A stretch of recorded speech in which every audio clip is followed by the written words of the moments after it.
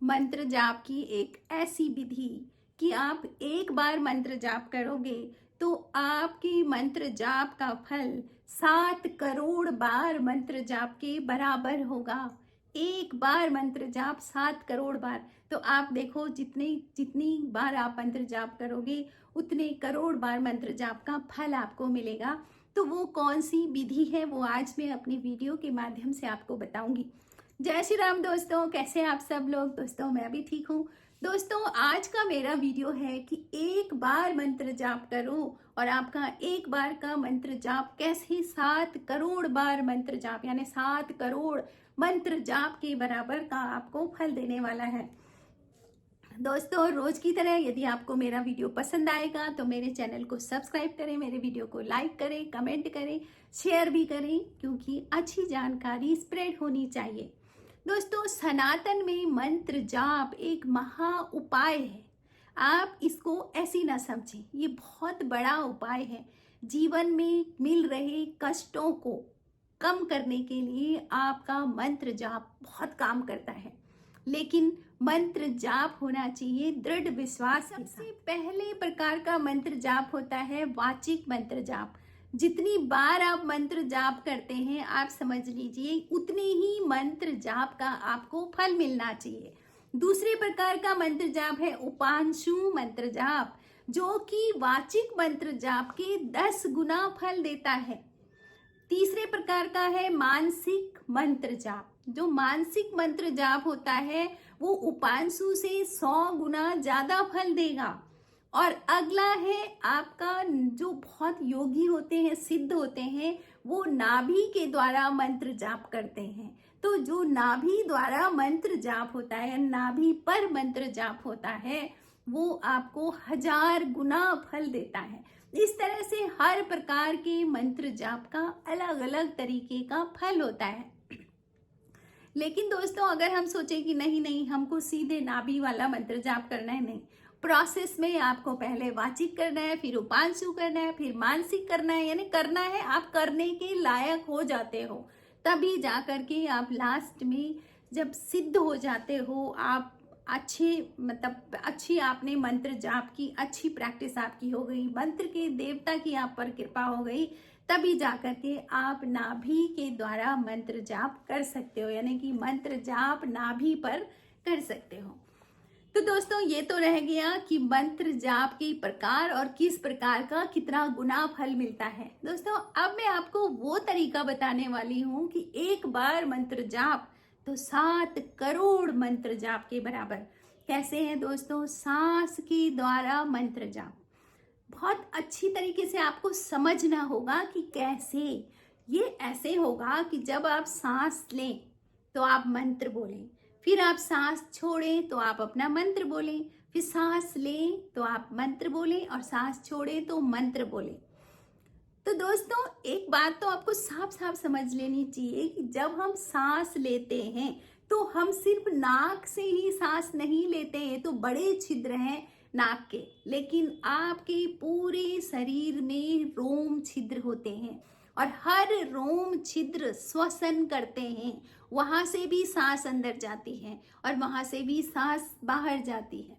तो आपको ये पता लग गया कि जब हम सांस ले रहे हैं तो सिर्फ नाक से ही नहीं ले रहे हैं, लेकिन हमारे पूरे शरीर में जितने रोम छिद्र हैं हम उनसे भी सांस लेते हैं और सांस छोड़ते हैं। अच्छा, अब मैं आपको वो साइंस बताने वाली हूँ कि उससे क्या होता है। दोस्तों आप सबको पता है कि हमारा जो शरीर है वो ट्रिलियंस ऑफ सेल्स से बना हुआ है, करोड़ों करोड़ों कोशिकाओं से बना हुआ है। अब हर कोशिका के अंदर अगर आप मैसेज भेजना चाह रहे हो बाहर से, तो उसको भेजने के लिए 2 ही चीजें हैं जो कोशिका तक जाती हैं। वो क्या है? पहला है सांस लो, तो वो सांस सीधा कोशिकाओं तक जाती है। दूसरा आप भोजन करते हो तो वो भोजन भी आपकी कोशिकाओं तक जाता है। इसीलिए कहते हैं कि जब हम भोजन करते हैं, भोजन भी एक भजन की तरह, यानी आपको हर समय उस प्रभु का स्मरण होना चाहिए, उस भगवान का स्मरण होना चाहिए, उसका धन्यवाद होना चाहिए। तो वो धन्यवाद के भाव और उस प्रभु का नाम, उसकी याद भोजन के द्वारा आपकी कोशिकाओं तक जाएगी और कोशिकाओं को मैसेज जाएगा कि ये है सच। सच क्या है? ये है सच। ठीक है, ऐसे ही आपने सांस लिया, तो आपने जब सांस अंदर ली तो वो सांस आपकी कोशिका तक पहुंची, तो आपने मैसेज भेजा, मंत्र का मैसेज भेजा देवता का, तो उस सांस के माध्यम से वो मंत्र कोशिका तक पहुंच जाता है। तो आपकी हर कोशिका तक मंत्र पहुंचता है और मंत्र जपने लगती हैं कोशिकाएं भी। तो आपके भीतर का जो ब्रह्मांड है, पूरे ब्रह्मांड में मंत्र गूंजने लगता है। तो आप सोचो ना, एक आदमी, अगर आप अकेले मंत्र जाप कर रहे हो और आपके बहुत सारे लोग एक साथ मंत्र जाप कर रहे हैं, तो क्या होगा? ज्यादा फायदा मिलेगा ना। तो इसीलिए सांस के द्वारा मंत्र लेना और सांस के द्वारा मंत्र छोड़ना, ये बहुत ही अच्छी विधि है। अब दोस्तों, मैंने कहा ना कि सांस के द्वारा, आपने सांस ली, राम, सांस छोड़ी, राम, सांस ली, राम। आप अगर ध्यान नहीं दे रहे हो ना, तो सांस तो आपकी वैसे भी चली रही है, लेकिन अगर आपने ध्यान दे दिया कि मैं सांस ले रहा हूं और मैं क्या बोल रहा हूं, सांस छोड़ रहा हूं, तो जहां आपका ध्यान होगा ना, वहीं पर काम होगा। ये हमेशा से मैं बोलती हूँ कि आपका ध्यान जिधर होगा उधर ही काम भी होगा।